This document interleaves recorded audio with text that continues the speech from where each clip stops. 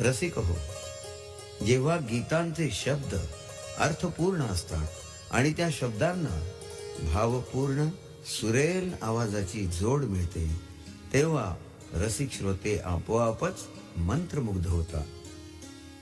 वाणी भूषण प्रीतीसुधाजी महाराजांचे शब्द आणि स्वरसम्राज्ञी मधुस्मिताजी महाराजांचा कोकिळकंठी आवाज याने भरलेली ही गाणी आपल्या समोर मांडताना मनापासून आनंद होतो.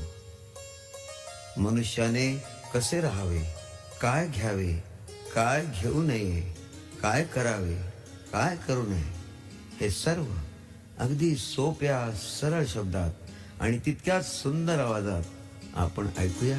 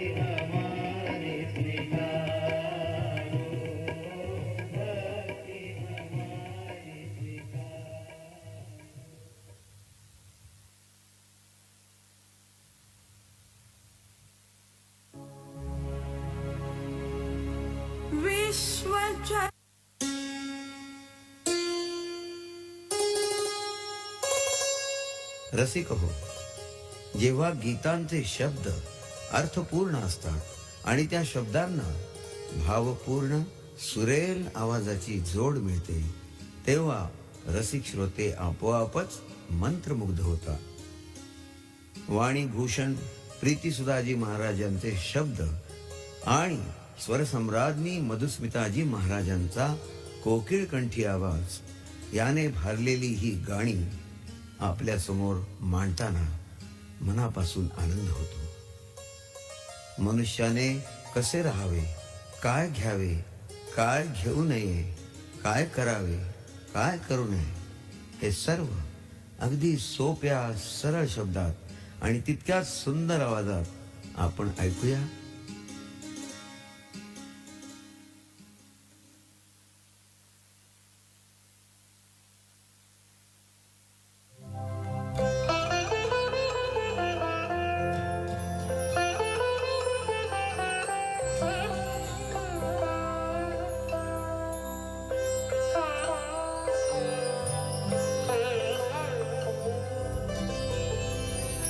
आत्मभक्तीची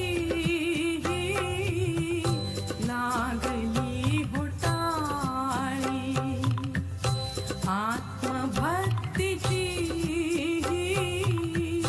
लागली होटाळी, करू भाव पूजा मानस पूजा, गाऊया शांत सकाळी, आत्मभक्तीची लागली होटाळी, आत्मभक्तीची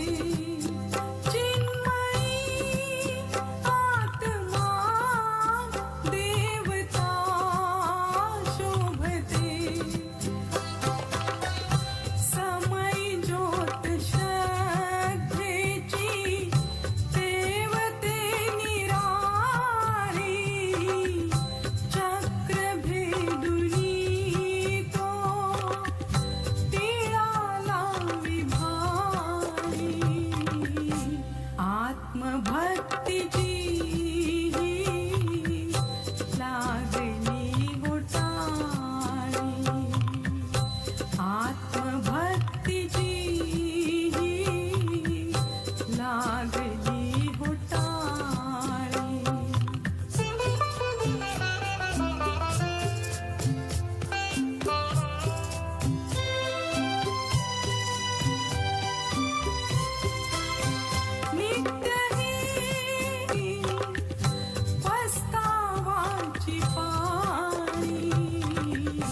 आत्मभक्तीची लागली होटाळी, आत्मभक्तीची लागली होटाळी, करू भाव पूजा मानस पूजा, गाऊया शांत सकाळी, आत्मभक्तीची लागली होटाळी।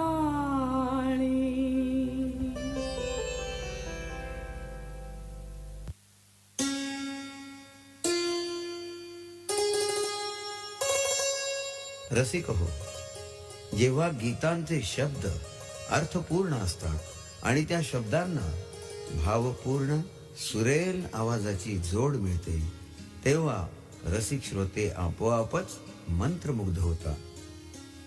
वाणीभूषण प्रीतीसुधाजी महाराजांचे शब्द आणि स्वरसम्राज्ञी मधुस्मिताजी महाराजांचा कोकिळकंठी आवाज याने भारलेली ही गाणी आपल्या समोर मांडताना मनापासून आनंद होतो. मनुष्याने कसे राहावे, काय घ्यावे, काय घेऊ नये, काय करावे, काय करू नये, हे सर्व अगदी सोप्या सरळ शब्दात आणि तितक्याच सुंदर आवाजात आपण ऐकूया.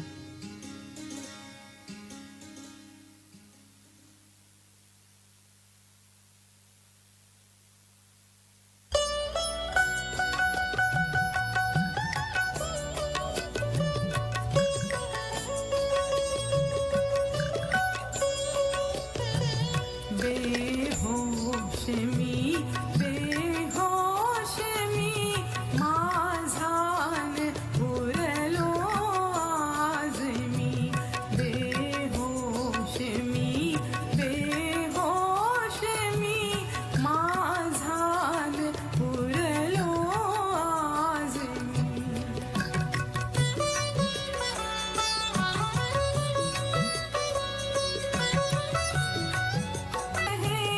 विश्वात्म झालो आज मी.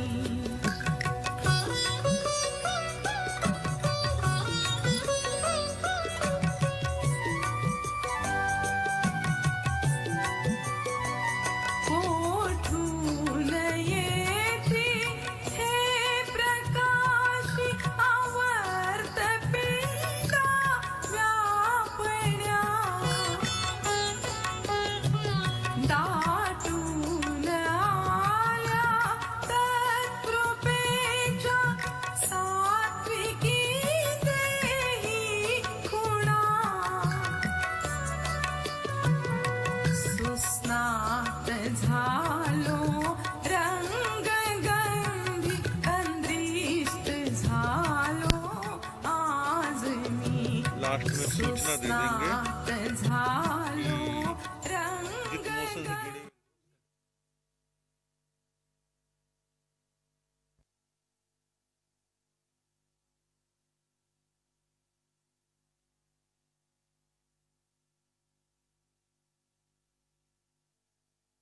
पारस मोदी इच्छा तक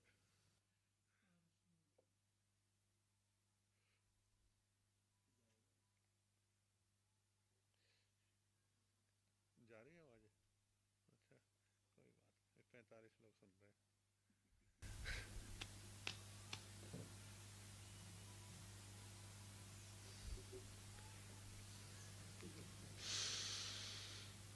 ओम नमो अरिहंताणं. ओम नमो सिद्धाणं. ओम नमो आयर्याणं. ओम नमो अध्यायाणं. नमो लोय सवसाहुणं. ऐसो पंच नमोकारो. ऐसो पंच नमोकारो. सवे पावपणासनो. नम च सवे सिंह पढ़मं हवै मंगलम. मंगलानं च सवे सिंह पढ़मं हवै मंगलम.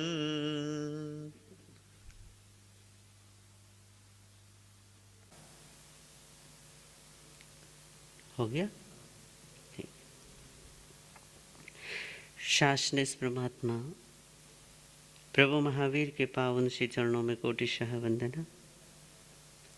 परम श्रद्धेय गुरुदेव श्री के पावन श्री चरणों में अनंत अनंत वंदना.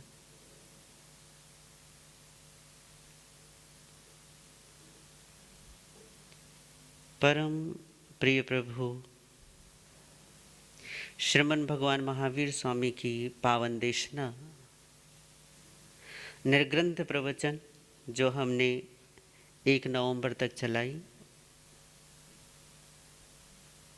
उसके पश्चात प्रभु की अंतिम देशना उत्तराध्ययन सूत्र की वाचना चली। तो इस बीच के अंतराल में भी प्रभु की वाणी का हम सभी ने आनंद लिया है। अब पुनः एक बार फिर से हम निर्ग्रंथ प्रवचन पर ही अपनी बात को, अपनी चर्चा को आगे बढ़ाते हैं और परमात्मा हमें क्या समझाते हैं उसे समझने की कोशिश करते हैं। परंतु उससे पहले भजन की ये कुछ पंक्तियां हैं, इन पंक्तियों को गुनगुना लेते हैं। तू मने गुरुदेव एक वरदान आपी दे, तार चरणों मने स्थान आपी दे। तू मने गुरुदेव एक वरदान आपी दे, तार चरणों मने स्थान आपी दे। भव भवती भटकावे छे अज्ञान नो अंधकार, ज्ञान बिना मारा जीवन मा लागे छे सुनकार। भव भवती भटकावे छे अज्ञान नो अंधकार, ज्ञान बिना मारा जीवन मा लागे छे सुनकार।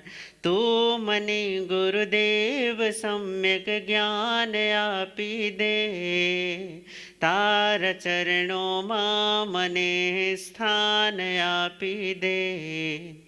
तू मने गुरुदेव एक वरदान आपी दे, तार चरणों मने स्थान आपी दे। मिथ्यात्वना वमणમાં અટવાયો છે જીવન, બેસરુઈ થઈ જાય મારી શ્રદ્ધાની સરગમ।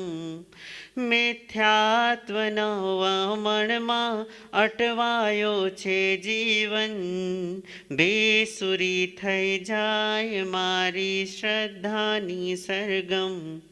तू मने गुरुदेव सम्यक दर्शन आपी दे, तार चरणों मने स्थान आपी दे। तू मने गुरुदेव एक वरदान आपी दे, तार चरणों मने स्थान आपी दे। वैयावच समता समाधि स्वाध्याय ध्यान मनन, चारित्र पालन आज्ञा पालन बने अमारू धन। वैयावच समता समाधि स्वाध्याय ध्यान मनन, चारित्र पालन आज्ञा पालन बने अमारू धन। तू मने गुरुदेव सम्यक संयम आपी दे, तारा चरणों मने स्थान आपी दे। तू मने गुरुदेव एक वरदान आपी दे, तारा चरणों मने स्थान आपी दे। तू मने गुरुदेव एक वरदान आपी दे, तारा चरणों मने स्थान आपी दे, तारा चरणों मने स्थान आपी दे।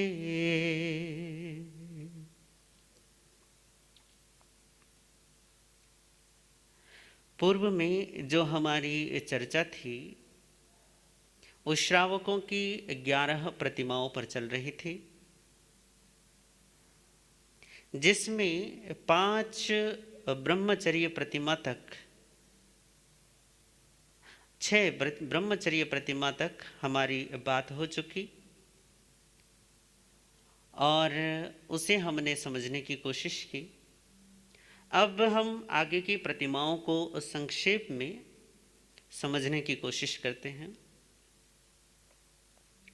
7वीं जो प्रतिमा है श्रावकों की वो है अचित्त प्रतिमा या कहें सचित्त त्याग प्रतिमा।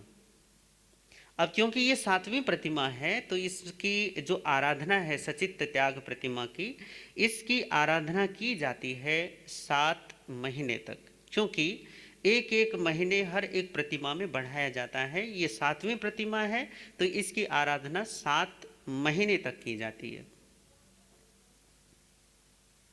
ये सचित्त त्याग प्रतिमा के विषय में हमारे यहाँ पे ऐसा बोला हमारे पंडित आशाधर जी ने, हरितांकुर बीजाम्बुल लवणाद्य प्रासुकं त्यजन जाग्रत कृपश्च चतुर्निष्ठः सचित्त विरतः स्मृतः। हरितांकुर बीजाम्बु, हरित अंकुर, हरित बीज और जल, लवणाद्य अप्रासुकम त्यजन, लवणादि अप्रासुकम त्यजन, जो लवण अर्थात नमक आदि अप्रासुक चीजों का त्याग करता हुआ, जागृत कृपश्चतुर्निष्ठः, जो कृपावान है, जो दयालु है, या जो दया में जागृत है, विवेकवान है, ऐसा निष्ठावान सचित्त विरत कहा जाता है। सचित्त का तात्पर्य है जो अभी सजीव है, जो एकेंद्रीय जीव होते हैं उन्हीं से ही ये सचित्त अचित्त की बात चलती है। जैसे आप इसे ऐसा कह सकते हो कि जैसे जल है, पृथ्वी है, वनस्पति है, वायु है, अग्नि है, ये जो है ये सचित्त या इन्हें एकेंद्रीय जीव कहते हैं। तो ये एकेंद्रीय जीव जो होते हैं ये 2 तरीके से इनको कहा जा सकता है। वैसे तो ये सचित्त ही कहे जाएंगे, परंतु जब ये शस्त्र परिणत होते हैं, शस्त्र परिणत हमारा अपना एक पारिभाषिक शब्द है, इसे थोड़ा समझिए कि जैसे पानी है और पानी किसी स्रोत से आपको सीधा मिल गया, जैसे कुएं से, बावड़ी से, तालाब से, किसी नदी से, या जो पानी की टंकी से आपके घर तक नलके से आता है वो पानी, तो ये सचित्त कहलाएगा। और शस्त्र परिणत का मतलब है कि आपने उसमें कुछ सर्फ डाल दिया, नमक डाल दिया, या आपने उसमें कोई चूना डाल दिया, लौंग डाल दिया, या उसे उबाल दिया, आग पे रख के उसको गर्म कर दिया, उसमें उबाला दे दिया, तो इसको कहा जाता है कि ये शस्त्र परिणत हो गया। शस्त्र परिणत होने का मतलब ये है कि अब वो जो अभी तक सजीव थे अब वो सजीव ना रह गए, अब वो निर्जीव हो गए हैं। जो जीव वहां अभी तक जीवनधारी था अब वो क्या हो गया है, अब उसका जीवन समाप्त, इसलिए उसको क्या कहा गया, अब ये अचित्त है। तो ये जो सचित्त विरत त्यागी, सचित्त त्यागी जो सचित्त विरत है, ऐसा जो ये प्रतिमाधारी है, ये जो श्रावक होते हैं ये सचित्त वस्तुओं का त्याग कर देते हैं। अब सचित्त वस्तुओं में क्या आती हैं? सचित्त वस्तुओं में पहली बात है पृथ्वी, जिसे हम कहते हैं मिट्टी। अब सचित्त वस्तुओं में मिट्टी भी आएगी तो वो ऐसी मिट्टी का त्याग कर देता है जो अभी शस्त्र परिणत नहीं है। दूसरा आता है जल, पानी, तो जिसको आप आम बोलचाल की भाषा में कहते हैं कच्चा पानी, तो वो कच्चे पानी का भी क्या कर देता है, त्याग कर देता है। हमारे यहाँ पे आचार्य हरिभद्र और आचार्य हेमचंद्र ने इसको आम शब्द से कहा है, सचित्त को आम शब्द से कहा है कि आम वस्तुओं का वो त्यागी होता है जो अभी कच्चा है। आम का मतलब होता है कच्चा। अभी जो सचित्त है, जो अभी सजीव है, जिसमें अभी जीवन विद्यमान है, ऐसी वस्तुओं का वो स्वयं क्या नहीं करता, उनको ग्रहण नहीं करता। तो क्या है, सचित्त विरत हो गया। तुम ऐसी मिट्टी को ग्रहण नहीं करेगा जो अभी सजीव है, या ऐसा जल ग्रहण नहीं करेगा जो सजीव है, जो सचित्त है। फिर तीसरे स्तर पर आता है हवा। अब हवा तो हमेशा ही वो तो विद्यमान है ना सांसों के माध्यम से, परंतु उसमें क्या है, जो चीजें कृत्रिम रूप से हवा को पैदा करते हैं, ऐसी चीजों का वो क्या कर देता है, उनसे विरत हो जाता है। फिर है अग्नि, जिसे हम कहते हैं आग। आग सदैव ही सचित है, जब तक वो जल रही है तब तक वो सचित है, उसके अचित होने का तो कोई उपाय नहीं है। जल अचित भी हो सकता है, परंतु अग्नि के अचित होने का उपाय नहीं है। क्यों? क्योंकि वो प्रकट रहती है। हाँ, उसको बुझा दो, बुझाने के बाद वो आग नहीं कहलाती, फिर तो कुछ और ही, फिर जब बुझी गई तो फिर आग कहाँ से हो गई। तो ऐसे अग्नि को भी वो क्या नहीं करता, स्वीकार नहीं करता। और वनस्पति, जिसे हम हरित वनस्पति कहते हैं, जो बहुत सारे रूपों में है, बीजों के रूप में है और सब्जियों के रूप में है, घास पात के रूप में है, पेड़ों फूलों और पत्तों के रूप में है, फलों के रूप में है। यदि वो सजीव है, जीव सहित है, तो उसका भी वो क्या कर देता है, वर्जन कर देता है, उसका भी त्याग कर देता है। तो ऐसे सचित्त विरत त्यागी को कहा है, ये सचित्त विरत का त्यागी प्रतिमाधारी श्रावक हैं, जो लगभग इस प्रतिमा की 7 महीने तक आराधना करता है। परंतु ये बड़ी गजब की बात है कि ये केवल हमारे जैन धर्म में ही इन चीजों के लिए इतनी महत्ता दी गई है। क्यों? क्योंकि हमारे यहां पर सर्वज्ञ कथन ये है कि ये भी जीव सहित हैं। पृथ्वी में, चलो वनस्पति में तो अब विज्ञान ने भी सिद्ध कर दिया कि वनस्पति में भी क्या है, जीवन है। परंतु जैसे अग्नि हो गया, मिट्टी हो गया, या फिर आप ये कहो कि पानी हो गया, इसमें भी बहुत जनों की या बहुत तायत लोगों की अभी भी यही धारणा है, यही मान्यता है कि इसमें जीव नहीं, ये सजीव नहीं होते। सजीव होने का मतलब यही है कि इनके मतलब जैसे कि देहधारी जीव होते हैं ना, जैसे हम मनुष्य हैं, तो ऐसे नहीं। जबकि परमात्मा ने इनको काय कहा है। काय का मतलब ही शरीर भी होता है, समूह भी होता है। तो इनको पृथ्वी काय, अप काय, तेजस काय, वायु काय, वनस्पति काय, अर्थात ये जिनका शरीर वनस्पति है, जिनका शरीर पृथ्वी है, जिनका शरीर जल है, जिनका शरीर अग्नि है, जिनका शरीर वायु है, तो वो ऐसे जीव कहलाते हैं। पृथ्वी काय मतलब जिनका शरीर मिट्टी है, अप काय मतलब जिनका शरीर जल है, तेव काय का मतलब जिनका शरीर आग है, वनस्पति काय मतलब जिनका शरीर पेड़ पौधे बीज वगैरह है, और वायु काय अर्थात हवा ही जिनका शरीर है। अब हवा क्या बोलते हैं, वनस्पति हो गया, इसमें तो चलो विज्ञान ने, साइंस ने भी सिद्ध कर दिया कि इसको जीव कहा जाता है, इसमें जीव है। पर जहाँ तक अग्नि की बात है, जहाँ तक हवा की बात है और जहाँ तक पानी की बात है, इन तीनों के बारे में अभी बड़ी समस्या है। मिट्टी में भी थोड़ा बहुत जीवन मान ही लिया जाता है, परंतु जहाँ तक बात है पृथ्वी, ये जल की, हवा की और वायु की, इसके लिए हमारे पास अभी तक कोई ऐसा प्रमाण नहीं है। अगर हो भी तो मुझे उसका ध्यान नहीं है। परंतु जहां तक बात है कि इन चीजों में हम जीव क्यों माने, तो हम केवल और केवल एक ही आधार पर इनमें जीव मानते हैं, और वो है सर्वज्ञ वचन का आधार। क्योंकि परमात्मा ने कहा है कि ये सजीव हैं, क्योंकि भगवान ने इनके विषय में हमें निर्देशित किया है कि ये सजीव हैं। अब बात यह है कि 2600 साल पहले, जब आपके इतने उन्नत आपके पास यंत्र नहीं थे, तब भी यदि भगवान महावीर ने कहा है कि पृथ्वी, जल, वायु, अग्नि, वनस्पति आदि में जीव होते हैं, तो वनस्पति तक तो विज्ञान पहुंच ही गया है ना। उसने सिद्ध कर ही दिया है कि वनस्पति में जीव होते हैं, वनस्पति सजीव है, वनस्पति जीवन जीता है, जीवन को व्यतीत करता है। यदि वो वनस्पति तक सजीवता की बात जहाँ तक है कि वनस्पति तक तो वो पहुँच ही गए, तो यदि परमात्मा ये आज से 2600 साल पहले भी वनस्पति के बारे में कह रहे हैं कि इसमें जीव है, इसलिए तुम व्यर्थ में उत्पात मचाकर इनकी हानि मत करना, निरर्थक वनस्पति का छेदन भेदन मत करना। साधुओं के लिए तो बिल्कुल ही मनाही है, हाँ गृहस्थियों के लिए भी बहुत सारी वो हैं, मर्यादाएं हैं कि अनावश्यक वनस्पति का छेदन भेदन न हो।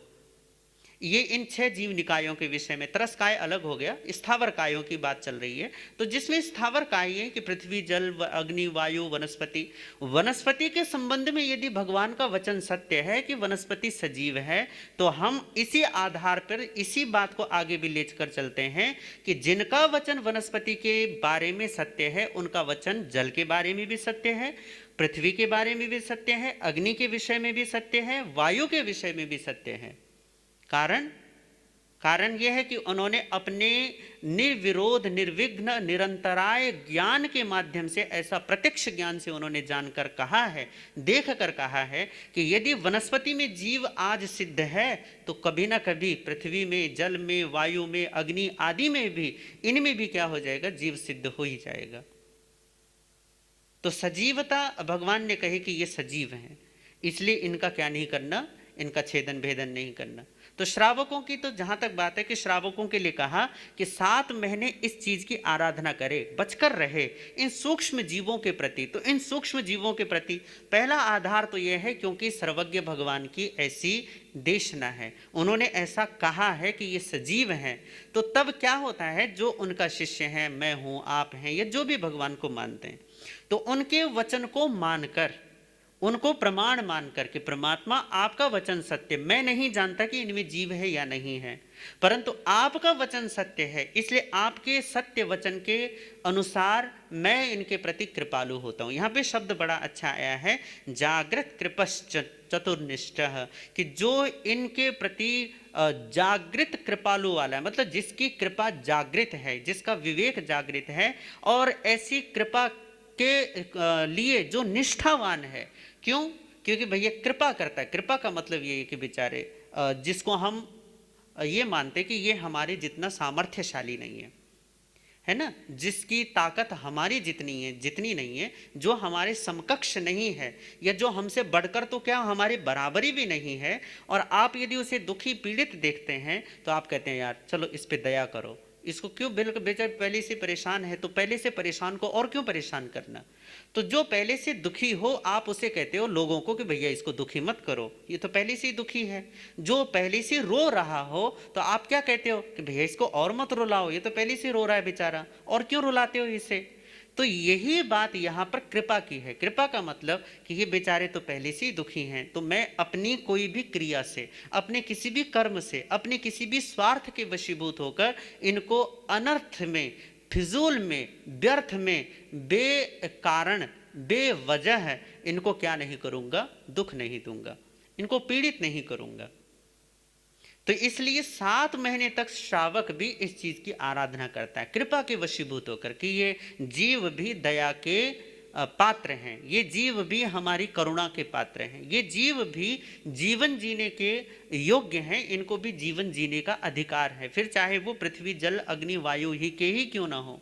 हाँ, श्रावक भी अपना जीवन जीता है, वो अपना जीवन भी व्यतीत करता है, परंतु यहाँ पर 7 महीने तक वो इस चीज की तैयारी करता है, या इस चीज का अभ्यास करता है कि ज़्यादा से ज़्यादा जीवन को सचित्त से रहित किस तरीके से किया जाए। तो यहाँ पर लगभग वो सचित्त त्यागी बन जाता है और केवल अचित्त वस्तुओं का सेवन करता है। तो अचित्त वस्तुओं के सेवन के लिए उसके लिए यही जरूरत है कि वो अपने आप इन चीज़ों में न जाए। तो क्या कर सकता है, तो फिर दूसरों के लिए जो तैयार है या दूसरों ने जो तैयार किया है उन चीज़ों का भोग कर सकता है। जैसे पानी जो दूसरे यूज करते हैं, यदि किसी ने अपने लिए गर्म पानी किया है तो उसको बोल सकता है कि भैया मुझे भी गर्म पानी कर दिया करो, मेरे लिए चाहिए होता है। इसी तरीके से भोजन के विषय में है, खुद भोजन वगैरह नहीं पका सकता, परंतु हाँ दूसरों को बोल सकता है कि भैया मेरा तो त्याग है, पर तुम क्या कर दो, मेरे लिए भोजन बना देना। तो इस तरीके से सचित्त विरक्त जो प्रतिमाधारी है वो दूसरों के सहारे पर, दूसरों को निर्देशित करके अपने लिए कुछ करवा सकता है, पर खुद नहीं करेगा, खुद तैयार नहीं करेगा। ये क्योंकि अगली ये यहाँ पर आप कहोगे कि ये तो मतलब वो हो गया कि खुद नहीं किया दूसरे से करवा दिया, ये तो और भी है भैया, इससे अच्छा तो यही है ना कि खुद कर ले। परंतु अगली जो आराधना है वो ये उसकी तैयारी में है। ऐसा नहीं करें कि इसमें कोई बहुत अच्छी बात है, परंतु ये है कि कई बार कुछ ऐसे कदम आपको उठाने होते हैं जिनमें आपको ऐसा लगता है कि हम पीछे हट गए हैं, परंतु पीछे हटना भी इसलिए होता है ताकि आपको आगे चले जाएं।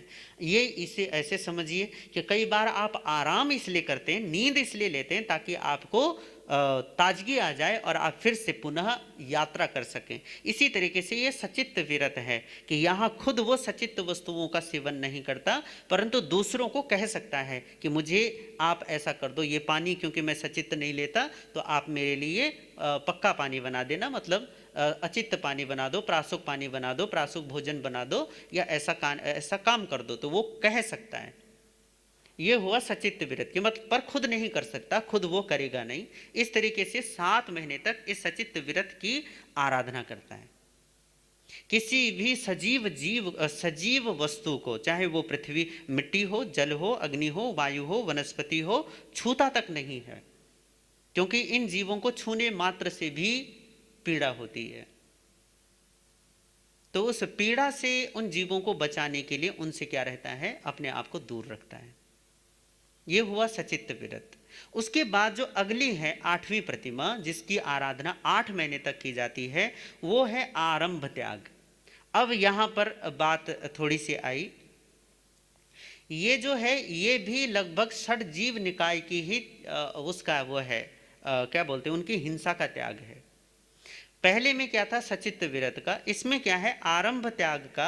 आरंभ का मतलब है कि इन जीवों की हिंसा का अब वो क्या कर देता है, पूरी तरीके से, एक तरीके से अपने आप को पूरी तरीके से बाउंड कर दिया है। आरंभ हिंसा को कहते हैं। तो इस तरीके से 6 जीव निकाय के जीवों के प्रति दयालु होकर, करुणालु होकर अब और भी अपने आप को क्या कर देते हैं, मर्यादित करता है, और भी इन जीवों की संरक्षण के लिए, इन जीवों की सुरक्षा के लिए, इन जीवों के बचाव या इनके प्रति कृपा के लिए अपने आप को और संयमित करता है। इसी को कहते हैं आरंभ त्याग या अनारंभ प्रतिमा। इस अनारंभ प्रतिमा में स्वयं तो वो करता नहीं है, दूसरों से भी करवाता नहीं है। फिर उसके बाद है उद्दिष्ट त्याग। यहां पर षडजीव निकाय में नहीं, उसके बाद 9वीं प्रतिमा है प्रेषणारंभ प्रतिमा। प्रेषणारंभ प्रतिमा, इसको भी थोड़ा समझिए कि अभी तक सचित्त में और आरंभ त्याग में उसने खुद का त्याग किया था कि मैं ऐसा नहीं करूंगा, पर हाँ यदि कोई दूसरा, मान लीजिए कि भोजन है तो मैं खुद के लिए भोजन नहीं बनाऊंगा, पर यदि हाँ कोई दूसरा मेरे लिए बनाए तो मैं उसको ग्रहण कर लूंगा। यहां पर मैं किसी को बोल सकता हूं कि हाँ मेरे लिए क्या कर देना, ये काम कर देना, या मैं खुद व्यापार तो नहीं करूंगा, पर हाँ यदि कोई मेरी जगह यदि कोई जाए तो मैं किसी को कह सकता हूं कि भैया जाकर तुम मेरी जगह दुकान पर बैठ जाना।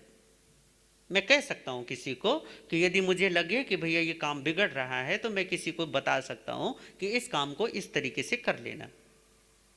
ये हुआ सचित्त त्याग और आरंभ त्याग। प्रतिमाधारी ऐसा कर सकता है कि खुद तो नहीं करेगा पर दूसरों से करवा सकता है। पर जब ये प्रेषणारंभ प्रतिमा जो आ गया ना, प्रेषण आरंभ प्रतिमा, कि यहां पर ये भी बात आ गई कि अब वो किसी को निर्देशित भी नहीं कर सकता, किसी को कह नहीं सकता कि भैया मेरे लिए कर देना या ये काम कर देना या वहां चले जाना, ऐसा नहीं बोल सकता। कारण ये कि अब उसने किसी को अनुमति देने का भी क्या कर दिया है, प्रत्याख्यान कर दिया है। इसको दिगंबर परंपरा में अनुमत विरत कहते हैं कि किसी को कहने से भी अब क्या हो गया, उसका भी त्याग हो गया कि भैया हम किसी को कहेंगे भी नहीं। अभी तक सचित्त त्याग में क्या था, ये था कि भैया हम खुद तो भोजन नहीं बनाएंगे अपने लिए, खुद तो अपने लिए जल नहीं तैयार करेंगे, पर हाँ दूसरों को कह सकते हैं कि भैया मेरे लिए पानी गर्म कर देना या मेरे लिए भोजन बना देना। प्रेषणारंभ त्याग में क्या है कि आप किसी को बोल भी नहीं सकते। हाँ पर इसमें एक चीज है कि जब ऐसा प्रतिमाधारी श्रावक होगा तो परिवार में कुटुंब में, आसपास के लोगों को पता होता है कि ये श्रावक जी आजकल ये प्रतिमा पाल रहे हैं, तो चलो इनके लिए ये काम कर दो, इनके लिए भोजन बना दो, इनके लिए पानी तैयार कर दो, या इनके लिए चीज़ें तैयार कर दो। तो क्या है, प्रेषण आरंभ वो खुद तो बोलेगा नहीं, पर हाँ यदि किसी ने श्रावक जी के लिए भोजन पानी वगैरह बनाया है, तैयार किया है, तो श्रावक जी जाकर क्या कर सकते हैं, ले सकते हैं। हाँ, पर खुद नहीं बोलेंगे कि मेरे लिए ये तैयार कर देना, वो कर देना, ऐसा नहीं करेंगे, बोलेंगे नहीं। पर हाँ यदि किसी ने तैयार किया है और कोई कहे कि श्रावक जी आइए आपके लिए भोजन तैयार हो गया, तो श्रावक जी जाकर भोजन कर सकते हैं, वो कोई मनाही नहीं है। इसलिए इसमें इस प्रतिमा में क्या है, इसको करवाने का मना है। पर हाँ यदि किसी ने उद्देश्य करके कि श्रावक जी का भी ध्यान रखकर उनके लिए भी भोजन पानी तैयार किया है और श्रावक जी को पता है कि ये मेरे लिए है, तो भी श्रावक जी उसे क्या कर सकते हैं, ग्रहण कर सकते हैं। इस तरीके से ये है प्रेषण आरंभ प्रतिमा। उसके बाद है 10वीं जो प्रतिमा है वो है उद्दिष्ट त्याग। मान लीजिए अभी तक क्या था, पहले इससे पहले प्रतिमा का जो सचित्त है और आरंभ त्याग है, इन प्रतिमाओं में क्या था कि खुद तो नहीं करेगा पर दूसरों से कह सकता है। फिर उसके बाद प्रेषण में क्या है कि खुद भी नहीं कर सकता, दूसरों से कह भी नहीं सकता। पर हाँ यहाँ तक एक छूट है कि मान लो कि किसी ने कर दिया है श्रावक जी के लिए, तो वो उसको कह सकता है कि हाँ कोई बात नहीं, कर दिया, भोजन बना दिया, पानी बना दिया, तो ले सकता है। पर उद्दिष्ट त्याग में ये हो गया, यदि श्रावक को ये पता चल जाए कि ये भोजन मेरे लिए बनाया गया है, या ये पानी मेरे लिए तैयार किया गया है, ये बिछोना मेरे लिए बिछाया गया है, तो श्रावक वो नहीं लेगा। क्यों? क्योंकि उद्दिष्ट त्याग है। उद्दिष्ट त्याग का मतलब ये है कि मेरे उद्देश्य से जो तैयार किया गया है वो वस्तु मैं नहीं लूंगा, वो मैं स्वीकार नहीं कर सकता, तो मैं उसे स्वीकार नहीं करूंगा। उसी को कहते हैं कि स्वनिमित्त से बना हुआ कुछ भी मैं नहीं ले सकता। इस प्रतिमा का आराधन लगभग 10 महीने तक करना होता है। 10 महीने तक अपने लिए बनाई गई चीजों का भी सेवन नहीं कर सकता, तो फिर क्या करे, फिर साधुओं की तरह घूमे, साधुओं की तरह रहे। क्योंकि 10वीं और 11वीं प्रतिमा लगभग समान है, पर 10 महीने तक लगभग साधुओं जैसा जीवन जीता है। हाँ, अपने ज्ञातियों में, अपने परिवारों में। इस प्रतिमा में थोड़ा सा एक फर्क है कि उद्दिष्ट त्याग में अपने परिवारों में, अपने ज्ञातिजन मित्रों में ही जाता है, कहीं अलग नहीं जाता। फिर उसके बाद है श्रमणभूत प्रतिमा 11वीं। इस प्रतिमा की आराधना 11 महीने तक की जाती है। श्रमण भूत का मतलब है कि अब ये साधु हो गया है, 11 महीनों तक के लिए ये साधु है, पक्का साधु। अब ये साधु जो है ये ऐसा भेद ही नहीं करेगा कि ये मेरा घर है या ये उसका घर है, ये मेरे ज्ञातिजन है, ये मेरे मित्र हैं, ये दोस्त हैं। 10वीं प्रतिमा तक ये भेद रहता है, मेरा और तेरे का। 11वीं प्रतिमा में इस भेद को गिरा दिया जाता है। अब उसका अपना और पराया, ये मेरा और ये तेरा, अब कुछ नहीं है। अब वो साधुओं की तरह हर एक घर में आहार पानी या अपनी जरूरत की चीजों के लिए जाएगा, साधुओं की तरह रहेगा, साधुओं की तरह जिएगा। इसके लिए नियम है कि लोच भी करता है, पैदल चलता है, और ये जो वेशभूषा है, यदि वो मूर्ति पूजक है तो उस तरीके की वेशभूषा, स्थानक वासी है तो इस तरीके की वेशभूषा, तेरापंथी है तो उस तरीके की वेशभूषा, और दिगंबर है तो यहाँ तक कि दिगंबर मुनि तो ये कहते हैं कि आखिरी में वो साधु ही हो जाता है, दिगंबर मुनि बन जाए। क्योंकि वहां पर इस प्रतिमा की आराधना आखिरी में की जाती है, तो वहां पर वापस लौटने का साधन नहीं है। वो कहते हैं एक बार दिगंबर मुनि बन गया तो फिर इसी में रहो, वापस नहीं जाना। वहां पर फिर इसके समय निश्चित नहीं है। पर हमने क्योंकि वस्त्र वगैरह है तो एक सुविधा दे दी कि चलो यावत जीवन के लिए नहीं हो सकता तो 11 महीने के लिए कर सकते हो, पर तुम साधु हो 11 महीने के लिए। पर क्या है कि अभी भी श्रावक है ना, मन में एक धारणा है कि मैं साधु जैसा तो हूं पर अभी भी श्रावक हूं, तो उसके लिए एक पहचान है। पहचान क्या है कि जब लोच करता है तो अपनी चोटी रखता है। साधु तो क्या पूरा सर खाली कर देता है, श्रावक क्या करेगा, अपनी चुटिया छोड़ देता है। साथ ही साथ साधुओं के जैसे पात्र होते हैं लकड़ी के, वो लकड़ी के पात्र नहीं रखता, वो धातु के रखता है। मतलब कोई टिफिन रख सकता है या इसी तरीके से स्टील वगैरह के बर्तन रख सकता है। यही उसकी पहचान है कि ये साधु नहीं बल्कि ये प्रतिमाधारी श्रावक जी हैं जो साधुओं की तरह रह रहे हैं। इस तरीके से ये 11 प्रतिमाएं होती हैं श्रावकों की। इस पर हमारी बड़ी लंबी चर्चा चली है, काफ़ी दिनों तक हमारी चर्चा चली है। और मैं तो आप लोगों से यही कहना चाहूँगा कि परमात्मा ने जो ये श्रावकों के एक जीवन शैली जीवनचर्या हमें दी है, समझाई है, इस समझाइश का उपयोग यही है कि हम अनासक्त जीवन जीते हुए अंततः मुक्ति को प्राप्त कर लें, निरासक्त रहते हुए, निस्संग रहते हुए, असंग रहते हुए अपने जीवन को व्यतीत कर लें। जितनी असंगता निसंगता बढ़ती है उतनी ही जीवन में आनंद की वृद्धि होती चली जाती है। जितनी अनासक्ति घटती है, जितनी राग और द्वेष की हानि होती है, जीवन में आंतरिक सुख का वैभव, आंतरिक सुख की संपत्ति उतनी ही वर्धमान होती चली जाती है। हमारी आंतरिक संपत्ति में बड़ा घाटा पड़ गया है, हमारी आंतरिक आमोद में, हमारे आंतरिक प्रमोद में बड़ा हमें नुकसान उठाना पड़ गया है। आजकल के समय में लोगों को मैं कह सकता हूं कि वो प्रेत जीवन जीते हैं, दैवी जीवन नहीं जीते। प्रेत जीवन जीने का मतलब है डिप्रेशन है, एंग्जाइटी है, शोक है, चिंता है, अल्लाह पता नहीं कितनी सारी मानसिक बीमारियां पालकर बैठे हैं, चिड़चिड़े हो गए हैं, पेशेंस नहीं है, सहनशीलता नहीं है। कारण क्या है? कारण यह है कि प्रेत जीवन, प्रेत का मतलब होता है अतीत में अटक जाना, अतीत में रह जाना। कहीं हम भी कहीं उलझ गए हैं जीवन की आपाधापी में, जहां हमने अपना मानसिक संतुलन ही खो दिया है। मानसिक संतुलन खोने का मतलब सिर्फ इतना है, आप बस पागल खाने में नहीं हो, परंतु पागलों से कम भी नहीं हो। कारण सिर्फ इतना है, हमें उस सूत्र का पता ही नहीं है कि जो हमारे मानसिक संतुलन को बरकरार रखे, जो जीवन के संगीत में लयबद्धता रखे, जो जीवन में जो एक रिदम है उस रिदम को टूटने न दे, वो विधि हमारे हाथ से कहीं छिटक गई है। इसलिए बस प्रेतों की तरह घूम रहे हैं, जी रहे हैं बस। ये जो प्रेत जीवन है इसको बदला जा सकता है, इसको दिव्य जीवन बनाया जा सकता है, इसको देवताओं की संपत्ति, दैवी संपत्ति जीवन जीकर इसको आनंद से, प्रसन्नता से, उल्लास से, उत्सव से भरा जा सकता है।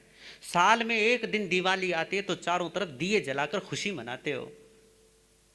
अपने भीतर में बोध का, ज्ञान का, विवेक का एक ऐसा दीपक जला दो कि 24 घंटे, 7 दिन, 12 महीने और पूरे जीवन ही आपकी दिवाली बन जाए। भगवान का वचन, भगवान का शासन यही है कि जीवन उत्सव बन जाए। इसीलिए तो परमात्मा के वचन है। और किस लिए है?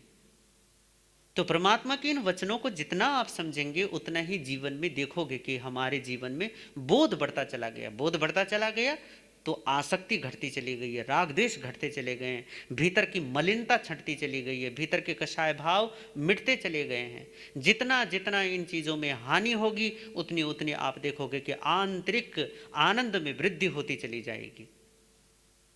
आप देखते हो ना कि जब सुबह प्रातः काल सूर्योदय होने से पहले पहले क्या होता है, सूर्योदय 5 बजे लगभग थोड़ा थोड़ा उजाला क्या होने मतलब अंधेरा छंटना चालू हो जाता है। परमात्मा के वचनों पर जितना चिंतन मनन करते रहोगे जीवन का अंधेरा छंटता छंटता छंटता छंटता चला जाएगा और एक दिन कैवल्य का सूर्य भी प्रकट हो जाएगा। परंतु होगा उन्हीं का जो पुरुषार्थ करेंगे, जो इच्छा करेंगे, जो कामना जगाएंगे, जो परमात्मा के शासन की वृद्धि में उस पर कदम बढ़ाएंगे, उन्हीं के जीवन में होगा। तो मैं आपके लिए, अपने लिए, सबके लिए परमात्मा के इस शासन के वृद्धिमान के लिए वर्धमान होते कि ये वर्धमान हो, हमारा जीवन भी वर्धमान हो, कैवल्य तक हमारी पहुँच हो, आनंद में वृद्धि हो, उत्सव में वृद्धि हो। इन्हीं भावनाओं के साथ ओम शांति, ओम शांति।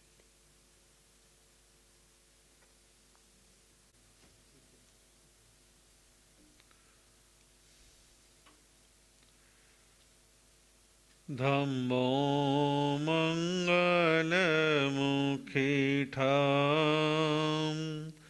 अहिंसा संयमो तयो देवावितं नमं संति जसद्धम्मे संयमणो दुनिया के चराचर जीवों पर कर्मों ने जाल बिछाया है। क्या साधुग्रस्त, क्या बाल वृद्ध बस कोई न बचने पाया है। अति शुभ कर्मों के आने से संतों का समागम मिलता। जिन वाणी श्रवण करने से दुख जन्म मरण का मिटता है। अहिंसा एवं करुणा के अवतार श्रमण भगवान महावीर के पावन पुनीत चरणों में सादर कोटि कोटि वंदन अभिनंदन। ध्यान योगी युग प्रधानाचार्य पूज्य श्री शिव मुनि जी महाराज साहब, संघ गौरव उप प्रवर्तक परम सेवा भावी पूज्य गुरुदेव श्री प्रेम सुख जी महाराज के पावन पुनीत चरणों में सादर कोटि कोटि वंदन अभिनंदन।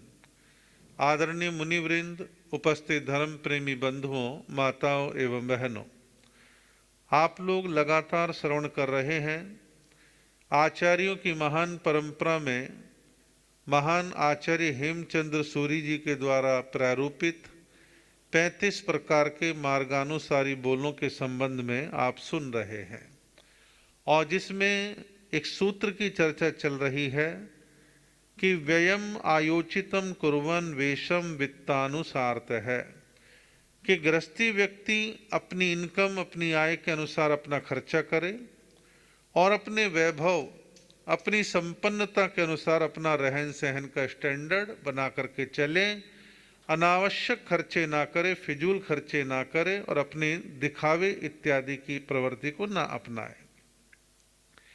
इस सूत्र पर कुछ चर्चाएं हमारी हो चुकी हैं और कुछ चर्चाएं अभी करनी शेष बाकी है। इसमें आप लोग सुन रहे थे कि भाई धन प्राप्त गृहस्थी कैसे करे, धन की प्राप्ति का मार्ग क्या अपनाए। उसके दो बातें हैं, दो साधन बतलाए गए हैं अर्थशास्त्र के अनुसार भी, कि बुद्धि और पुरुषार्थ के द्वारा व्यक्ति धन कमाए। बुद्धि और पुरुषार्थ आप देखते भी हैं दुनिया के अंदर, कुछ लोग वाकई में बड़ी बुद्धि दिमाग प्लानिंग के द्वारा अच्छे पैसे कमा लेते हैं, कुछ लोग खूब जी तोड़ मेहनत करते हैं, पुरुषार्थी हैं, चाहे किसान है मजदूर है, यहाँ तक कि व्यापारिक लोग भी बड़ा मेहनत करते हैं। लगातार बैठना है, प्रदेशों में जाना है, ऑर्डर लेकर के आना है, कई बार बहुत ज़्यादा सामर्थ्य नहीं है, आर्थिक स्थिति नहीं तो शारीरिक श्रम खुद भी करना होता है, तो पुरुषार्थ भी करते हैं। तो अकेली बुद्धि और अकेला पुरुषार्थ कुछ नहीं कर सकता। अब मान लो किसी व्यक्ति के पास बुद्धि बुद्धि बुद्धि है, पुरुषार्थ नहीं है, तो जरूरी नहीं है कि बहुत बड़ी सफलता प्राप्त कर ले। एक व्यक्ति है बुद्धि नहीं है, खाली पुरुषार्थ पर निर्भर है, भैया हथौड़े चला लो, आरी चला लो, कुदाली चला लो, कुछ भी कर लो, मेहनत कर रहे हो, लेकिन बुद्धि भी साथ में हो तो कम परिश्रम कम समय में आप अच्छे से पैसा कमा सकते हो। तो जीवन में अकेली बुद्धि अकेले पुरुषार्थ पर निर्भर मत रहो, साथ में जो है दोनों का जब समन्वय होता है तो बहुत अच्छे से जीवन की गाड़ी चलती है। बुद्धि, समझदारी, चतुरता और सम्यग्ता ये बुद्धि के गुण हैं। अब आप देखेंगे कि बुद्धि आपके पास है, समझदारी भी है। कई लोग ऐसे होते हैं कि वे बुद्धि तो है लेकिन चतुरता नहीं है, सम्यग्ता नहीं है। सम्यग्ता कहते हैं समय के अनुसार चेंज लाना, समय के अनुसार परिवर्तन लाना, समय के अनुसार फैसले लेना। जिन पर सम्यग्ता नहीं होती कई बार चूक जाते हैं। अब आप देखेंगे कि बाजार में मंदी तेजी का रुख चल रहा है, शेयर बाजार उठ रहा है गिर रहा है। जो लोग लगातार शेयर बाजार में लगे रहते हैं उन्हें शेयर बाजार के ट्रेंड का मालूम पड़ जाता है और वो एक्सपीरियंस के वाले व्यक्ति होने के बाद औरों को बतलाते हैं अब पैसा शेयर में लगाना है, अब शेयर बेच देने हैं, अब शेयर खरीद कर उनके होल्ड पे रखना है, कुछ समय रोकिए, तो आदमी 4 पैसे अच्छे कमा लेता है। तो समय की जानकारी, चतुरता, समझदारी, बुद्धि इन सारी चीजों के द्वारा व्यक्ति जीवन में कुछ प्राप्त कर लेता है। एक है पुरुषार्थ, मेहनत करो, श्रम करो, उद्योग करो, ये सब शारीरिक गुण है। शरीर में ताकत है, मांसपेशियां मजबूत हैं, हड्डियां मजबूत हैं, तो 40 किलो का कट्टा उठाया फेंक दिया, 90 किलो की बोरी उठाई कहीं भी धर दी, घी का कनस्तर उठा लिया। शरीर की मेहनत कर सकते हैं, हल चला सकते हैं, सर्दी गर्मी बर्दाश्त कर सकते हैं, ये शारीरिक हैं। लेकिन लक्ष्मी की प्राप्ति जो होती है वो बुद्धि और पुरुषार्थ दोनों के मिलन के द्वारा लक्ष्मी की प्राप्ति जीवन में होती है। एक कल्पना करके किसी विद्वान व्यक्ति ने एक संवाद सा तैयार किया है।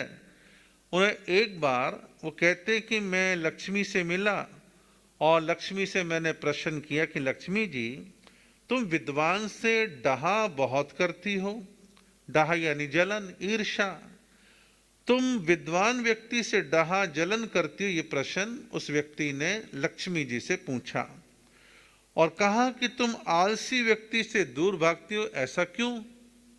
आलसी व्यक्ति से दूर भागती हो, विद्वान से ईर्ष्या करती हो, तो दोनों चीजें अपोजिट है ना। विद्वता किस में होगी? बुद्धिमान पर। और आलसी क्या है? यानी पुरुषार्थ नहीं करता, तो बुद्धि पुरुषार्थ दोनों की बातें आ गई। तो लक्ष्मी जी ने इसका बड़ा अच्छा सा जवाब दिया। लक्ष्मी जी कहती कि मैं अकेली विद्या से डहा करती हूं, मैं अकेली विद्या से डहा यानी ईर्षा जलन करती हूं। क्यों भाई? तुम विद्वान हो गए, जवान चलाते हो, बोलते हो और मेहनत तुमसे होती नहीं। तो कहती अकेली विद्या से मैं डहा करती हूं और एक पुरुषार्थ के साथ दो स्त्रियां साथ में रह सकती हैं। वो कहती हैं पुरुषार्थ शब्द अपने आप में पुरुषवाचक है, तो कहते हैं कि एक पुरुषार्थ के साथ हम दो स्त्रियां रह सकते हैं। दो स्त्री कौन सी? लक्ष्मी और सरस्वती। विद्वता और धनवान दोनों चीजें जो हैं पुरुषार्थ के साथ निवास कर सकती, उनका विरोधाभास नहीं है। मैं विद्वान और पुरुषार्थी का वर्ण करती हूँ, वर्ण यानी स्वागत करती हूँ या उनके गले में माला डालती हूँ, ऐसा उसने जवाब दिया। तो दो चीजें हैं, विद्वता और पुरुषार्थ। ज्ञान है तो मेहनती भी बनो, मेहनती हो तो ज्ञान संपन्न भी बनो। कोई ये मान ले अरे भाई हम तो मेहनत करके गुजारा कर लेंगे, ठीक है गुजारा तो हो जाएगा, दो रोटी मिल जाएंगी, लेकिन मेहनत के साथ साथ बुद्धि है, दिमाग है, प्लानिंग है, तो आप चार पैसे ढंग से कमा सकते हैं। तो दोनों चीजों का होना जीवन में आवश्यक है।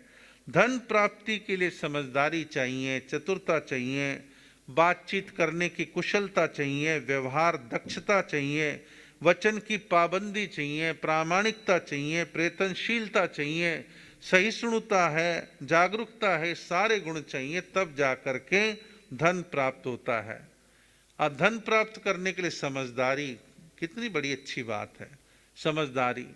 व्यापार करने चले हैं, अक्ल नहीं, समझदारी नहीं, चीजों की जानकारी नहीं, थोड़ी सी चतुरता। चतुरता का मतलब यहाँ छल कपट नहीं है, चतुरता का मतलब है आप बात करने में चतुर हैं, अपनी बात कन्वेंस करवाना जानते हैं सामने वाले को, तो ये चतुरता हो। आप चार तरह के माल की तुलना करके ग्राहक को संतुष्ट करने में सक्षम होने चाहिए। बात करने की अपने आप में कला है।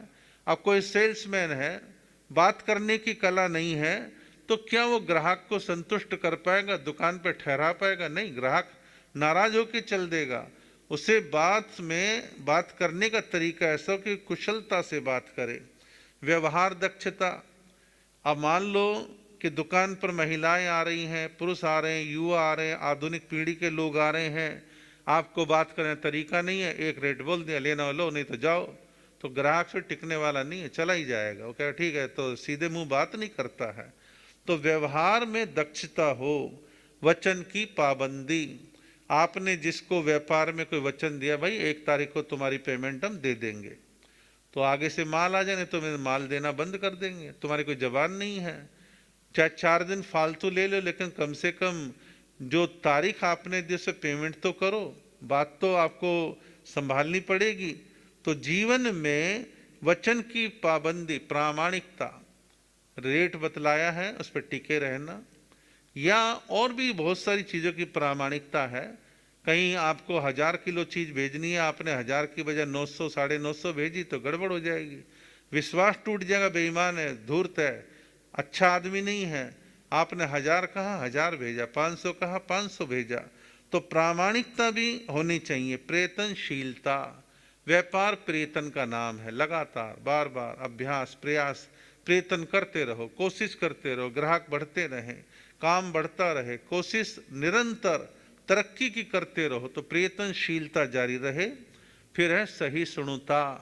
व्यापार में कई बार कई चीज़ों को बर्दाश्त करना होता है, नुकसान को भी सहन करना पड़ता है, ये भी सहिष्णुता है। व्यापार में आपको पता है सामने वाले से तुम 4 पैसे कमा सकते हो, लेकिन उसने गुस्से में आकर के या किसी बात पे आकर आपको 2 बात कह दी, तो आप समय की नजाकत को समझें और बात को कड़वी घूंट की तरह निगल जाए।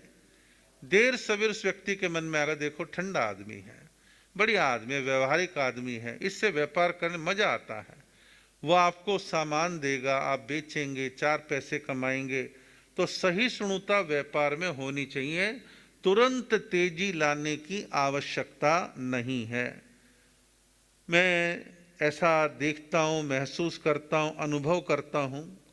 हमारे जैन लोग, अग्रवाल लोग, सिंधी लोग, व्यापारिक जो तबका है, ये आमतौर पर सहनशील सा ही होता है, चाहे वो मजबूरी में सहन कर रहा है, कैसे भी कर रहा है, लेकिन सहन करता है। और परिणाम ये कि लोग आगे निकल जाते हैं। और कुछ हमारे देश में ऐसी कौम है, वर्ग के लोग हैं, जिनमें गुस्सा नाक पे रहता है, मिनट में ग्राहक से सिर फोड़ने को तैयार हो जाते हैं। ऐसे व्यापार नहीं चलता है। तो सहनशीलता का होना आवश्यक है, जागरूक होना। जागरूक होने में कई बातें हैं कि भाई किससे व्यापार करना, किससे नहीं करना, कौन बहुत अच्छा बड़ा व्यापारी है, कहाँ से बड़े अच्छे ऑर्डर मिल सकते हैं, मार्केट में क्या रेट चल रहा है, आज के न्यूज़पेपर में क्या रेट आया है, और ये सौदा अब करना नहीं करना, हर चीज़ से अपडेट रहना, जागरूक रहना। जागरूक रहते हैं तो अच्छे पैसे कमा लेंगे। और सुस्त राम जी हैं, कोई नॉलेज नहीं, कुछ नहीं, बस धक्काशाही चल रही है, तो ऐसे थोड़ी ना व्यापार चमकेगा। कई तरह के गुण जीवन में होते हैं, तब जाकर के व्यापार में तरक्की होती है। ऐसे ऐसे लोग देखने में आते हैं, डिग्री MBA के लिए रखी है और कुछ पता नहीं आता नहीं, वो 10, 12, 15 हज़ार तक के आदमी रह जाते हैं। MBA का मतलब ये नहीं है कि वो एक डिग्री मिल गई तो कुछ हो जाएगा, प्रैक्टिकल बनना पड़ेगा, व्यवहारिक बनना पड़ेगा। डिग्री अलग चीज़ है, व्यवहारिक होना, प्रैक्टिकल होना अलग चीज़ है। डिग्रीधारी आज आए हैं और ऐसे ऐसे पुराने लोग हैं, कभी स्कूल का मुंह नहीं देखा, लेकिन व्यापार ऐसे चमका के दिखाए हैं कि खूब अच्छे नाम कमाए उन लोगों ने। तो ये व्यापार को बढ़ाने के, धन को प्राप्त करने के, लक्ष्मी प्राप्ति के ये सारे गुण जो हैं बतलाए गए हैं। धन प्राप्ति के लिए कुछ ऐसी व्यवहारिक बातें पुराने लोगों ने उपमाएं दे दे करके चीज़ों को समझाया है। आप धन कमाना चाहते हैं, वैभव प्राप्त करना चाहते हैं, तो धन कमाने वाले में 4 तरह की वृत्तियां होनी चाहिए। उपमाएं तो थोड़ी भद्दी सी हैं, लेकिन शिक्षा के हिसाब से अच्छी हैं। पहली उपमा दी है कि धन कमाने वाले को गेंडे की तरह अपनी खाल चमड़ी मोटी रखनी चाहिए। दूसरा का ऊंट के समान भोजन करना चाहिए। तीसरा का गधे के समान मेहनती काम करने वाला होना चाहिए। चौथा का कुत्ते के समान व्यापारी को नोट कमाने और नींद लेनी चाहिए। आके गधा कुत्ता सब कुछ बना दिए, क्या चक्करबाजी है। पहली उपमा दी है गेंडे के सरीखे खाल। गेंडे की खाल बड़ी मोटी होती है, डंडे मारो, बरछे मारो, कुछ भी मारो, असर नहीं होता। तो जो व्यापारी हैं, नोट कमाना चाहते हैं, वो अपने आप को शारीरिक दृष्टि से इतना मजबूत रखें, सर्दी गर्मी, अंदर बाहर कुछ भी चीज़ें बर्दाश्त करनी हो उनको बर्दाश्त करें, विचलित ना हो, तभी जाकर के 4 पैसे कमाए जाते हैं। तो इतना कष्ट सहिष्णु हो, सुकुमाल चंद जी ना बने कि ये नहीं मिला, वो नहीं मिला, मैं ऐसे कैसे काम कर लूँगा, मेरे बस की तो है नहीं, इतनी दूर कौन जाएगा, अभी तो मेरे बस की नहीं है, सुबह 4 बजे ट्रक कौन उतरवाएगा, रात 12 बजे तक कौन जगेगा। नहीं, जीवन में कष्ट सहिष्णुता होगी, गेंडे की खाल की तरह मजबूत है, तो आप सर्दी गर्मी सुबह शाम की परवाह के बिना मेहनत करते हैं और धीरे धीरे आपके पास पैसा आता है, आपकी तरक्की होती है। दूसरा का ऊंट के समान भोजन। आपके ऊंट के समान भोजन का क्या मतलब है? ऊंट जो है रुक करके भोजन करेगा, कोई जरूरी नहीं है। चलते चलते दाएं बाएं जो पेड़ पत्ते दिखते हैं, मुंह मारता चलता है और आगे बढ़ता रहता है, दाएं बाएं मुंह मारता है फिर चलता रहता है।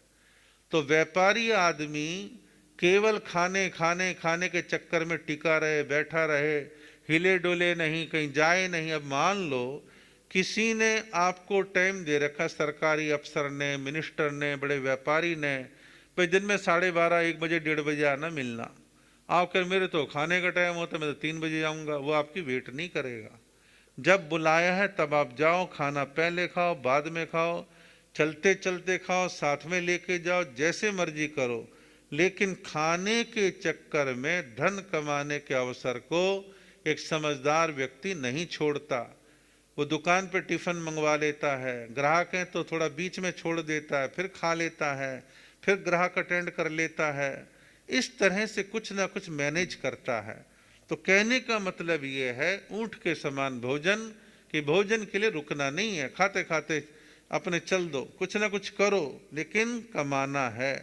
तीसरा कहा है गधे के समान काम करे। गधा जैसे मेहनती होता है, काम से मुंह नहीं मोड़ता है, पुरुषार्थ का प्रतीक है, मेहनत का प्रतीक है। तो व्यापार करने वाले, 4 पैसे कमाने वाले व्यापारिक व्यक्ति को धन प्राप्त करना है तो मेहनत करनी सीखनी पड़ेगी। आज की पीढ़ी का सबसे बड़ा माइनस है, बीए बीकॉम कर लिया तो सोचते हैं बहुत बड़े डिग्रीधारी बन गए, अब भारत सरकार जो है हमारे स्वागत में खड़ी हो जाए और हमें नौकरी दे। बहुतेरे बेरोजगार घूम रहे हैं, एमबीए इंजीनियरिंग की डिग्रियां लेके घूम रहे हैं। तो करना क्या चाहिए? थोड़ा सा डिग्रियों के साथ साथ प्रैक्टिकल बनो, मेहनती बनो, काम करो। ऐसे ऐसे लोग देखे हैं जिन्होंने पढ़ाई भी करी, सुबेरे घरों में अखबार भी डाले, दूध भी बेचा, बहुत छोटे छोटे काम करे, मेहनत करी और आज कहाँ से कहाँ पहुँच गए। बहुत से परिवारों की महिलाओं को देखा गया कि मेहनत से जी नहीं चुराया, घर के हालात कमज़ोर थे और किताबों की जिल्दें बांधना, लिफाफे बनाना, सिलाई कर लेना, कुछ और काम कर लेना, ऐसे छोटे छोटे काम करके वो धीरे धीरे धीरे पैसे की एक अर्निंग का रास्ता बन जाता है और वो जमा पूंजी घर की तरक्की का कारण बन जाती है। तो कहने का अभिप्राय ये है कि मेहनत से जीना चुराएं। कुत्ते के समान नींद व्यापारी की कमजोर होनी चाहिए। घर से दुकान इतनी दूर है, सुबह जल्दी उठेंगे, जाना पड़ेगा, जाकर के फला काम करना पड़ेगा, दुकान खोलनी है और सारा सामान लगाना है। अब कौन उठेगा, ठंड पड़ रही है, सुबह 4 बजे सब्जी मंडी कौन जाएगा, पशुओं का दूध कौन निकालेगा, दूध भी निकालना पड़ेगा, ड्रम में भरना पड़ेगा, शहर भी लेके जाना पड़ेगा, सब कुछ करना है। सुबह 4 बजे ट्रक उतरना है तो आपको जाना है, आपको 12 बजे ट्रक शहर में एंटर कर गया है और आपको माल गोडाउन में उतरवाना, तो जाना पड़ेगा। आप नहीं गए तो लेबर आपका सारा माल दाएं बाएं करके कहते साहब इतना ही आया था, फिर आप पूछते रहो, ढूंढते रहो। तो कहने का मतलब ये है नींद के साथ भी समझौता करना पड़ता है। नहीं भाई अभी नहीं सोना तो नहीं सोना, बाद में देखेंगे, अब ये काम है, इस काम को निपटाए बिना नींद नहीं लेनी है। तो इस प्रकार पुरुषार्थ करने से चारों प्रकार की जो वृत्तियां हैं, गैंडे के समान, ऊंट के समान, गधे के समान, कुत्ते के समान, इनकी जो पॉजिटिव वृत्ति है उस पॉजिटिव वृत्ति को व्यापारी, धन कमाने वाला अपने जीवन के अंदर स्थान दे। उत्तराधन सूत्र में कहा है जे पाव कम्में धनम मनुषा समायंती अमियम गहाय पायते पास पैठिए नरे वेणाणु बद्धा नरियम उवेंती। अर्थात कहा है जो मूढ़ मनुष्य धन को अमृत मानकर तरह तरह के पाप कर्म वे अन्याय द्वारा उसको प्राप्त करने की चेष्टा करते हैं, वे ममता के जाल में फंसे हुए आखिर में तड़फते हुए प्राण गंवाकर नरक में दुख पाते हैं। या जो मोटा सा भाव कहने का भगवान की वाणी का वो ये है कि धन कमाना बुरा नहीं है, लेकिन आप गलत तरीके से धन कमा रहे हैं और धन को ही आप सर्वोपरि मान के कहते हैं येन केन प्रकारेण जैसे मर्जी कर, चोरी कर, डकैती डाल, मर्डर कर, कैसे भी कर, धन कमा, धन प्राप्त कर। तो ऐसे लोग ममता के जाल में फंसे हुए आखिर में तड़फते हुए प्राण गवाकर नरक में दुख के भाजन बनते हैं। तो कुल मिला के बात ये कहने की है कि वे धन आपके पास आ रहा है, आपकी मेहनत से आ रहा है, आपके न्याय नीति से आ रहा है, अच्छी बात है, ऐसा धन आना चाहिए। लेकिन धन आने के बाद एक बहुत जरूरी चीज जो हर व्यक्ति में होनी चाहिए कि धन का नियोजन कहाँ करे, धन का इन्वेस्टमेंट कहाँ करे, उसको कैसे खर्च करे। खर्च करना भी अपने आप में एक कला है। अक्ल नहीं है तो सारा धन ऐसे खर्च कर देंगे, कल को ठन ठन पाल हाथ खाली, और सिवाय पश्चाताप के कुछ आपके हाथ लगने वाला नहीं है। तो धन का नियोजन कहाँ करना है, आप अपने मुनाफे को, धन को कहाँ लगाना चाहते हैं। मैं आपको एक उदाहरण देता हूँ, मूर्खता का ही है और तो क्या है। हमारे देश के अंदर जितने बड़े बड़े महानगर हैं, दिल्ली है, लखनऊ है और बड़े बड़े ज़िले हैं, इधर अपने महाराष्ट्र में पूना हो गया और इंदौर हो गया, भोपाल हो गया। तो नगर जैसे जैसे फैले तो वहाँ खेत थे, किसानों की ज़मीन थी। अब किसान अलग अलग हैं, पंजाब में सिख किसान है, हरियाणा में ज़्यादातर जाट किसान है, यूपी के पश्चिमी उत्तर प्रदेश में जाट किसान है, इधर गुड़गांव जिले में यादव अहीर लोग हैं, मध्य प्रदेश राजस्थान में अलग अलग कास्ट के लोग हैं। तो जैसे जैसे शहर बढ़े तो उनकी ज़मीनों के रेट बढ़े, और जिन खेत की ज़मीन को कोई पूछता नहीं था वो करोड़ों की हो गई। दिल्ली में जो आउटर दिल्ली का एरिया है वो सारा गांव देहात का है, तो वहाँ ज़मीनों के रेट बढ़ गए। और जब उनके वर्ग विशेष के मुख्यमंत्री आए तो उन्होंने उनके हित के लिए और वाहवाही लूटने के लिए ज़मीनों के रेट बढ़ा दिए, सर्कल रेट जिसको बोलते हैं वो बढ़ा दिए। तो उनके पास खूब ज़मीनों के पैसे हो गए, यानी वैल्यू बढ़ गई। तो लोगों ने सोचा कि ट्रैक्टर चलाना, हल चलाना क्या ज़रूरी है, ज़मीन बेचो, पैसा बनाओ और हम भी लालाओं की तरह व्यापार करेंगे। अब लालाओं की तरह व्यापार करेंगे, लालाओं जैसी अकल भी तो चाहिए। और नकल के चक्कर में पैसा आया, महंगी कारें खरीद ली, आलीशान कोठी ठोक ली, कुछ बच्चों को ऐब लग गए, आपस में झगड़ मरे पैसे को लेके, परिणाम क्या निकला। और कई बार पैसे के नशे में एक आधे का मर्डर कर दिया, जेल चले गए, फिर छुड़वाने के लिए केस चल रहे हैं, महंगे वकील कर रहे हैं। तो जो जमीन बेच के पैसा आया उसे इन्वेस्ट करना नहीं आया, उसे नियोजित करना नहीं आया। परिणाम ये निकला उनकी अगली पीढ़ी बर्बाद हो गई। क्यों बर्बाद हो गई?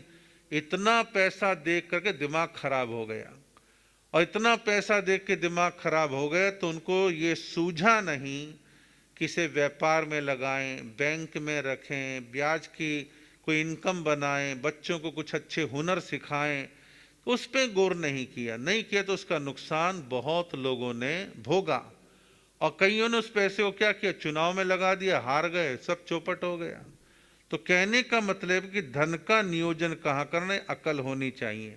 आपके पास इनकम है, आपके पास कमाई है, बुजुर्गों का धन है, तो ये ध्यान रखें आय क्या है और व्यय क्या है, इनकम क्या है, खर्च क्या है, इसका संतुलन बना करके चलना।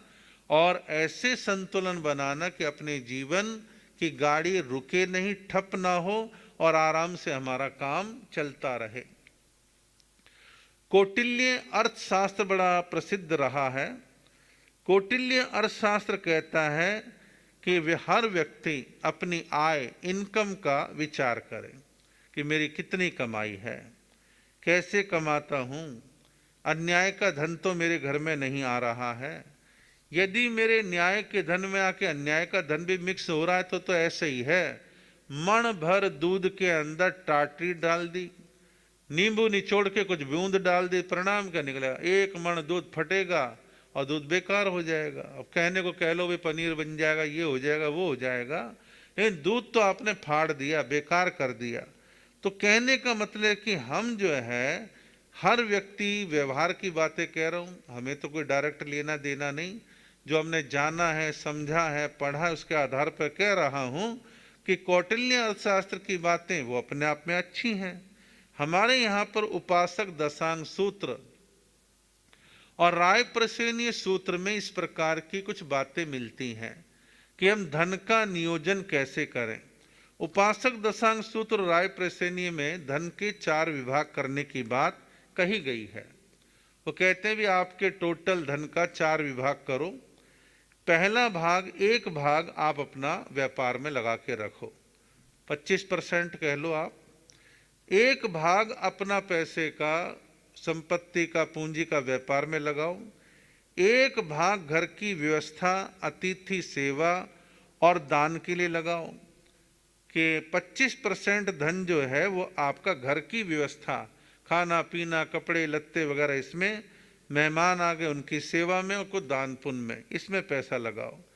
एक तीसरा भाग जो है वो आश्रितों के भरण पोषण में लगाएं। जो हमारे आश्रित हैं, हमारे स्टाफ के लोग हैं, उनको तनख्वाह देना, उनके परिवार चलेंगे।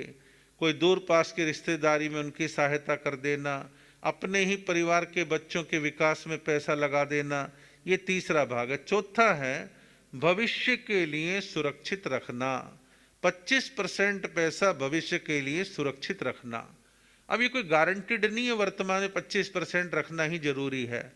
10%, 5%, 15%, 25%, 30%, ये हर घर का अलग अलग हिसाब हो सकता है, कोई एक जैसा पैमाना लागू नहीं होता है। आप देखेंगे कि प्राइवेट सरकारी नौकरियां करने वालों के लिए गवर्नमेंट का प्रावधान है कि भाई व्यापारिक लोग जो हैं अपने स्टाफ का पीएफ काटें, प्रोविडेंट फंड काटें। आप लोग अपने भविष्य के लिए एफडीआं बना करके रखते हैं कि जब बुढ़ापा आएगा या घर में इमरजेंसी होगी तो इस एफडी को तुड़वाएंगे और फला फला प्रकार के काम कर लेंगे। आप एफडी बनाते हैं। पुराने जमाने में एफडी वेफडी और पीएफ कोई नहीं जानता था, सीधा था जमीन में धन को गाड़ करके रखना, खजाने में रखना, तहखाने में रखना। ये तहखाने खजाने पहले बहुत चला करते थे, फिर धीरे धीरे धीरे धीरे परंपराएं अब काफी हद तक खत्म हो गई। गेहूं की अनाज की टंकी में अनाज के अंदर धन छुपा के रखते थे, जेवर छुपा के रखते थे। और गांवों में मोटे पत्थर की मोटी दीवारें होती थी तो आले दिवाले के अंदर हाथ पहले यूं डालो फिर यूं निकालो, अंदर छुपाने के लिए जगह हुआ करती थी। हमारे गांव में एक हवेली थी, हवेली के अंदर इसी प्रकार का बना रखा था। तो कहने का मतलब ये है कि लोग अपने खजाने तहखाने पुराने जमाने में रखते थे, भाई ये पैसा सेफ रखो, कभी इमरजेंसी आएगी तो उसमें इसको काम में ले सकते हैं। तो एक भाग इमरजेंसी के लिए, भविष्य के लिए सुरक्षित रखना चाहिए। तो बहुत सारी बातें हैं, कुछ और बातें हैं जिनको आगे करने का भाव रहेगा। आपका समय हो रहा है और इसी के साथ आपको पचखान भी देना है और आज एक महत्वपूर्ण प्रसंग भी है। पहले मैं आपको सामूहिक पचखान दूंगा और उसके पश्चात मैं आपको जो आज का प्रसंग उसकी बात कहूंगा। सामूहिक पचखान जिनके हैं वो लेंगे। बीड़ या अन्य शहरों में एकासना, आइम्बेल, उपवास या अन्य कोई भी त्याग प्रत्याख्यान के भाव रखने वाले समस्त भाई बहनों को आप आपकी धारणा प्रमाणे देव गुरु धर्म की साक्षी से त्याग बोसरे बोसरे, त्याग बोसरे बोसरे। खास तौर पर महाराष्ट्र में आज के दिन का बड़ा महत्व है, जिसको पाड़वा के नाम से आप और हम सभी जानते हैं। पाड़वा जो कि दीपावली के बाद, जिसे हम एकम भी कहते हैं, पाड़वा या पड़वा भी कहते हैं, आज के दिन को शुभ और मंगलकारी माना जाता है। आज के दिन से एक मान्यता है कि नव वर्ष का शुभारंभ होता है। भारतवर्ष में आप पूरे देश के अंदर निगाह डालें तो दक्षिण भारत, मध्य भारत, उत्तर भारत, अनेक अवसरों पर अनेक वर्षों की शुरुआत होती है, नव वर्ष लगते हैं, सब उसका अभिनंदन करते हैं। आप लोग भी इस पड़वा का स्वागत करते हैं उच्चतम भावनाओं के साथ। आप पाड़वा के दिन शुभ काम करना अच्छा समझते हैं। पाड़वा के दिन आप अपनी दुकानों को मंगलकारी प्रक्रियाओं के द्वारा पूजन करते हैं। पाड़वा के दिन आप सभी लोग वाहनों की पूजा करते हैं। तो इतना शुभ दिन है आज का। मैं आज के इस पाड़वा के दिन पर समस्त उन धर्मनिष्ठ भाई बहनों और परिवारजनों और बच्चों और सभी को बहुत बहुत हार्दिक शुभकामनाएं देता हूं और मंगल कामना करता हूं कि आपके जीवन में सुख और समृद्धि बढ़े, धन और वैभव आपके जीवन का हिस्सा बने, धर्म की वृद्धि आपके जीवन में हो। ये आने वाला संपूर्ण वर्ष आपके जीवन के लिए मंगलकारी बने, आपके जीवन के अंदर खुशहाली आए, ऐसी मंगल कामना करते हैं।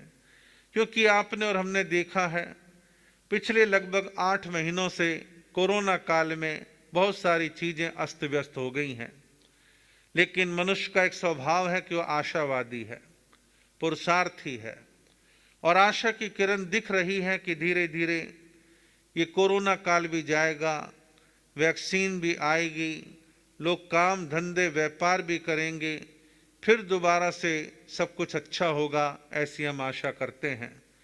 ये आने वाले दिन आपकी तरक्की और विकास के बने, ऐसी हमारी मंगल कामना है। आज पाड़वा के दिन आप सबको बड़ा मंगल पाठ प्रदान करना है। आप बड़े श्रद्धा भाव के साथ बड़ी मंगलिक का आप सभी लोग लाभ लेंगे। नमो अरिहंताणम, नमो सिद्धाणम, नमो आयर्याणम, नमो वज्झायाणम, नमो लोये सब साहुणम। नमो अरिहंताणम, नमो सिद्धाणम, नमो आयर्याणम, नमो वज्झायाणम, नमो लोये सब साहुणम। ऐसो पंच नमोकारो सो अपना सुनो मंगलानम च सव्वे सिंह पटमम होई मंगलम।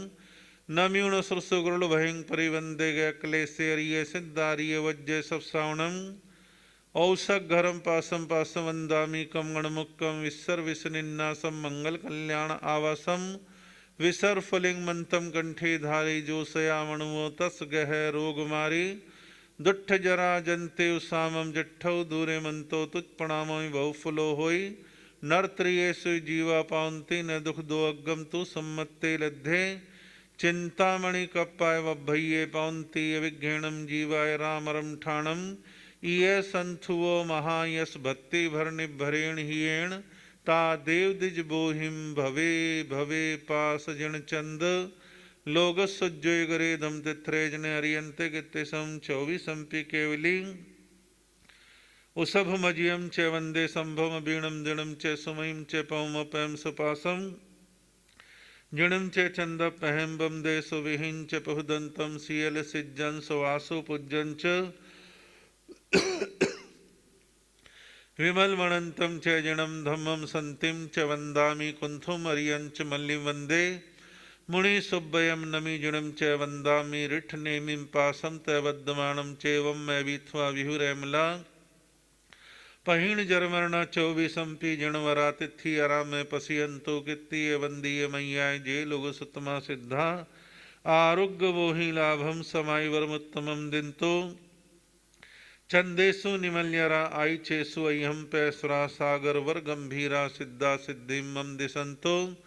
श्री चत्तारी मंगलम अरिहंता मंगलम सिद्धा मंगलम साहू मंगलम केवली पनत्तो धम्मो मंगलम। चत्तारी लोत्तमा अरिहंता लोत्तमा सिद्धा लोत्तमा साहू लोगोत्तमा केवली पनत्तो धम्मो लोत्तमा।